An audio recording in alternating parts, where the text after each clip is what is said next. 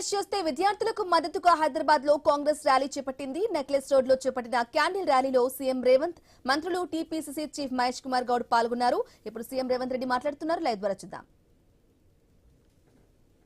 प्रधानमंत्री जी ने नहीं मिला, मदद नहीं दिए, इसीलिए मैं आप लोगों के तरफ से राहुल जी और खड़गे जी संसद में जितने इलेक्टेड रिप्रेजेंटेटिव्स है तेलंगाना राज्य से मैं ये गुजारिश करूंगा कि आप लोग आवाज उठाओ। सोमवार के दिन जितने भी केसेस लगाए पूरा केसेस हटाना, जितने बच्चे शहीद हुए उनके परिवार को केंद्र सरकार से मदद मिलना। మిత్రులారా, ఈరోజు ఈ మైదానంలో కనిపిస్తున్న తెలంగాణ నడిగడ్డ మీద అంబేద్కర్ సాక్షిగా, ఇందిరమ్మ సాక్షిగా వేలాది మంది జంజీ యువకులు ఇక్కడికి వచ్చి వేదిక మీద ఉన్న ఈ జంజీ యువకులు గాని, ఇక్కడున్న సోదరి మనులు గాని, ఇక్కడికి తరలి వచ్చిన వేలాది మంది వీళ్ళెవరు కూడా కాంగ్రెస్ పార్టీ కార్యకర్తలు కాదు, కాంగ్రెస్ పార్టీ నాయకులు కాదు. ఈనాడు భారతదేశ యువత సాధించిన విజయాన్ని మేము కాంగ్రెస్ ఖాతాలో రాసుకోదలుచుకోలేదు. ఈనాడు ప్రధానమంత్రి మెడలు వంచి ధర్మేంద్ర ప్రధాన్ రాజీనామా చేయించింది ఈ జంజీ యువకులు. మీ పోరాట ఫలితమే, మీ పట్టుదలనే ఈనాడు ప్రధానమంత్రి తల వంచి ధర్మేంద్ర ప్రధాన్ చేత రాజీనామా చేయించండు. మీ పోరాటానికి, మీ గళానికి రాజకీయ పార్టీలు మద్దతు పలికినాయి తప్ప ఈ పోరాటం మీది, ఈ విజయం మీది.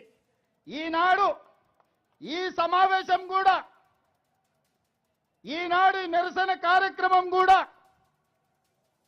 ధర్మేంద్ర ప్రధాన్ రాజీనామాతో సరిపెట్టకుండా నీట్ పరీక్షల్లో చనిపోయిన కుటుంబాలను ఆదుకోవడానికి ఉద్యమం సందర్భంగా విద్యార్థుల మీద పెట్టిన అక్రమ కేసులు తొలగించడానికి, చనిపోయిన కుటుంబాలకు నిర్వాళులు అర్పించాలి అని నిర్ణయించుకుంటే హైదరాబాద్ నగరం నలుమూలల నుంచి, తెలంగాణ రాష్ట్రం నలుదిక్కుల నుంచి ఈనాడు వేలాది మంది ఇక్కడికి వచ్చి మేము ఆ కుటుంబాలకు అండగా ఉన్నాం, ఈ ప్రభుత్వ వైఫల్యాల మీద పోరాడతాం, అది నరేంద్ర మోడీ కావచ్చు, గుజరాత్ నుంచి వచ్చే వాళ్ళ తాత కావచ్చు, వాళ్ళ మీద పోరాటం చేస్తామని ఇవాళ ఈ వేలాది మంది విద్యార్థులు అంబేద్కర్ సాక్షిగా ఇక్కడికి వచ్చారు. వాళ్ళకొక్కటే తెలుసు, ఈ దేశం వాళ్ళది, రాబోయే దేశ భవిష్యత్తే ఈ యువతరం భవిష్యత్తు. ఈ యువతరం భవిష్యత్తు బాగున్నప్పుడే ఈ దేశం యొక్క భవిష్యత్తు బ్రహ్మాండంగా ఉంటుంది. అందుకే ఈనాడు మీ పోరాటానికి పార్టీలకు అతీతంగా ప్రజాస్వామిక వాదులందరూ ఎక్కడున్నా దిక్కులు పిక్కటిల్లేలా మీకు మద్దతు ప్రకటించారు. అందుకే కేంద్ర ప్రభుత్వం దిగొచ్చి ఈనాడు మీకు అండగా నిలబడ్డది. అందుకే మిత్రులారా, ఈరోజు మా మిత్రుడు మహేష్ గౌడ్ గారు చెప్పిండ్రు, ఈనాడు నిరసన తెలపాలంటే జంతర్ మంతర్ నుంచి లోక్సభ రాజ్యసభ దగ్గరికి వెళ్ళాలంటే కేంద్ర ప్రభుత్వం జలిపించిన లాఠీలు, పేల్చిన తూటాలు మీ పోరాట పటిమను దెబ్బ తీయలేదు. కానీ ఈనాడు మా మిత్రుడు మహేష్ గౌడ్ గారు ఒక సూచన చేసిండ్రు. రాజీవ్ గాంధీ గారు రాజ్యాంగ సవరణ ద్వారా, 61వ రాజ్యాంగ సవరణ ద్వారా అప్పటి వరకు ఓటు హక్కు 21 సంవత్సరాలు ఉండే. కానీ రాజీవ్ గాంధీ గారు ప్రపంచ దేశాలను గమనించి 21 సంవత్సరాల ఓటు హక్కును 61వ రాజ్యాంగ సవరణ ద్వారా ఈనాడు 18 సంవత్సరాల నూనూగు మీసాల యువకులకు మా సోదరి మనులకు ఈరోజు రాజీవ్ గాంధీ గారు ఓటు హక్కు ఇచ్చిండ్రు. ఇక్కడికి వచ్చిన చాలా మందికి మొదటిసారి ఓటు హక్కు 18 ఏళ్ళు నిండంగానే వస్తుందంటే ఆనాటి ప్రధానమంత్రి స్వర్గీయ రాజీవ్ గాంధీ గారు రాజ్యాంగ సవరణ చేసి ఈరోజు ఆ ఓటు హక్కు ఇచ్చిండు.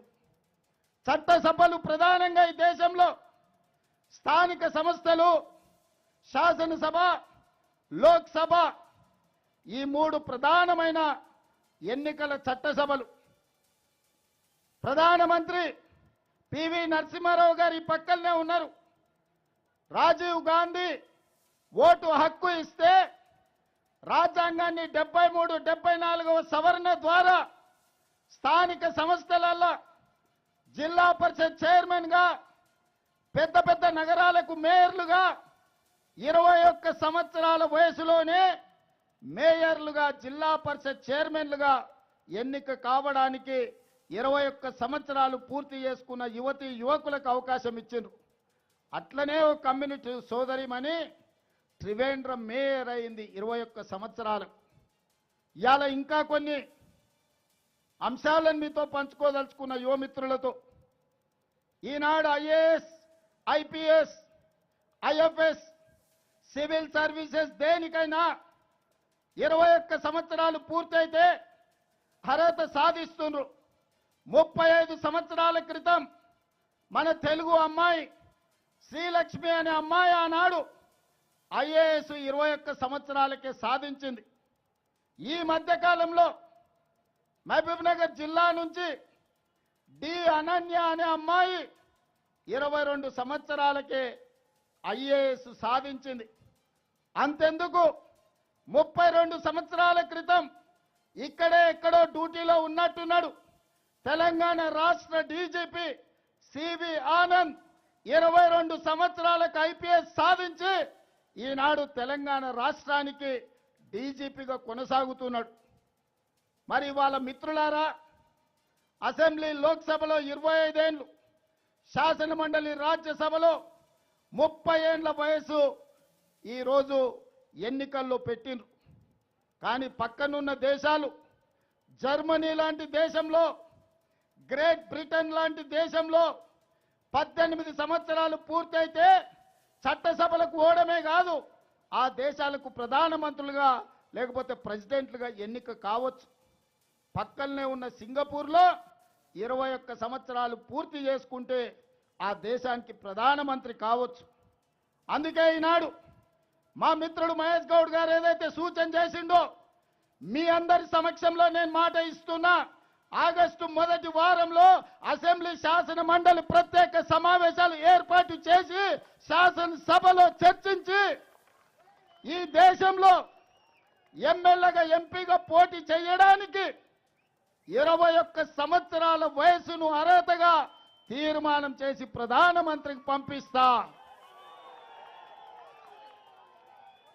ఈరోజు ఎవరో మంత్రులు ప్రధానమంత్రులు కావడం కాదు, 25 సంవత్సరాల వయసు వరకు మీరు ఎదురు చూడాల్సిన అవసరం లేదు. ఈరోజు జంతర్ మంతర్ వీధుల్లో ధర్నా చేయడం కాదు, లోక్సభ, రాజ్యసభలో మీ గళాన్ని వినిపించడం ద్వారా, మీ సమస్యల్ని లేవనెత్తడం ద్వారా ఈ దేశానికి ఆదర్శంగా ఉండే విధంగా ఈ దేశం నుంచి యువకులు ఈ దేశాన్ని పరిపాలించగలిగిన సత్తా ఈ యువకు ఇవ్వాలి అని తెలంగాణ శాసనసభలో తీర్మానం చేసి పార్లమెంటులో రాహుల్ గాంధీ, మల్లికార్జున్ ఖర్గే గారి నేతృత్వంలో బిల్లును ఆమోదించే విధంగా ఈనాడు కాంగ్రెస్ పార్టీ, మా ప్రభుత్వం ప్రయత్నం చేస్తుందని చెప్పి ఈ సందర్భంగా మీకు నేను మాట ఇస్తున్నా.